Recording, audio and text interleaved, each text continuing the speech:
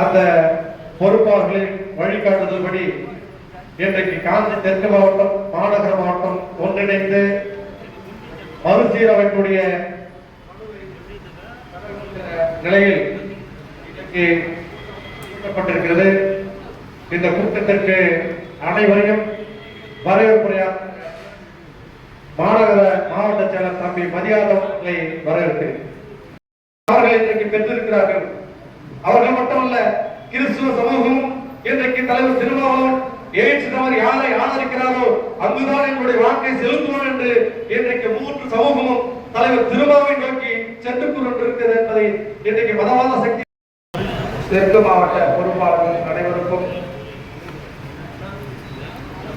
பணியாற்ற வணக்கத்தை தெரிவித்துக் கொள்கிறேன்.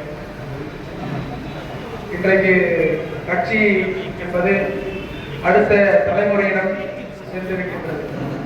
தலைவர் அவர்கள் நம்மை நிகழ்ச்சியோடு வழிநடத்திக் கொண்டிருக்கிறார். நாம் அனைவரும் அறிந்திருப்போம்.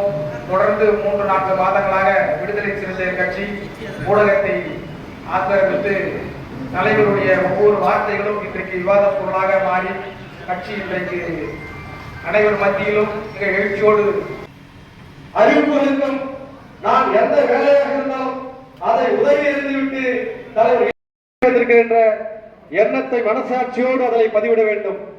பொறுப்பு வருகிறது என்றதால் ஓடோடி வந்து காசோலியை வழங்கிவிட்டு